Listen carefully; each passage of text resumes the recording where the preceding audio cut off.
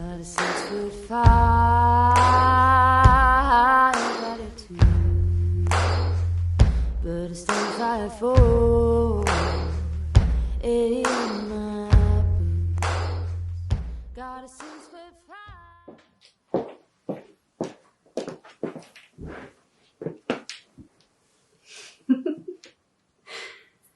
I'm EmiliaQuinn. I'm an independent artist from the UK, and I'm going to be taking you on the journey of the making of my debut album, Wanderlust and Breaking Rules. Wanderlust and Breaking Rules was recorded at Motor Museum Studios, which is a studio in Liverpool.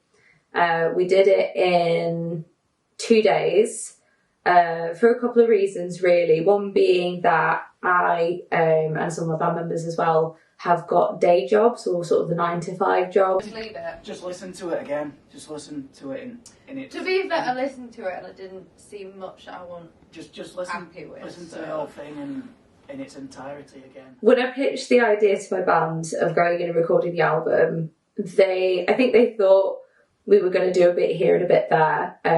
But again, finances just wasn't going to allow that. So when I said, okay, well, do you think we can do 10 tracks in 2 days? Their overall feeling was no. And so was the engineer as well in the studio. He called me and said he wanted to manage my expectations, and that it was not, going to be possible. Anybody else I spoke to said it wasn't going to be possible. But I'm an artist that has worked very, very hard for a long time leading up to this. And I know that, I really believe that if you put your mind to something, you can make it happen. I've got a target on my back now. God save my soul.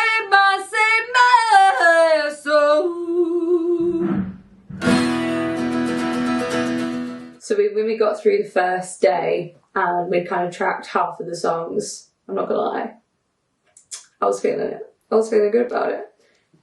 So we had the album recorded, but it's one thing to record and another thing to release, and there are so many steps in between those. Like, you wouldn't believe how much the music actually goes through before it even gets close to reaching the fans' ears. And the next step for me was then to decide on the sort of edits, make sure that all the takes are right, and send it over to Arjun, my mixing engineer. No.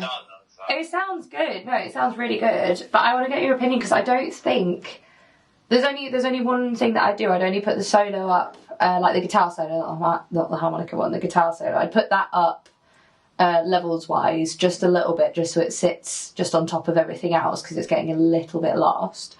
But I don't feel like it needs anything else. I want to get your opinion though. I think the extra guitar will just make it massive. I love a good bedroom studio recording. I did a lot of that during the pandemic.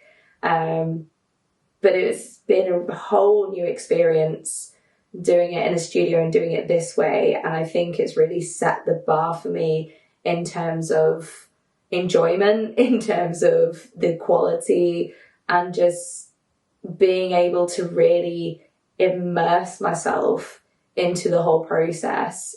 I feel super grateful that I'm at a point in my career where I'm starting to have a dedicated team around me who are helping me do all of these things and kind of bridge the gap between independent and these, major commercial artists. For example, I've got my manager, Donna Zanetti, was Imagined. She helps me no end on refining my brand, giving me great advice on how to position myself online, because I'm still really hands-on. I still run my own social media. I still very much, make a lot of the decisions. I think you have to get quite creative when you're an independent musician, especially when you've got sort of limited budgets and things like that. You often have to find different ways to produce music, to produce merch, to produce, this brand image that is going to compete on a commercial level with artists that are signed and have got the budgets to do that and have got much, much more money to put into their photo shoots, their music, their studio time and that kind of thing. Because ultimately, the only thing that makes artists who they are and gives them the platform that they have are the fans. That is the only thing. without fans, there would be no music industry, there would be no artists, it just would not be possible. So I think I'm really, you know, grateful for my team, but I'm also equally as grateful for anybody who comes to a show and listens to my music.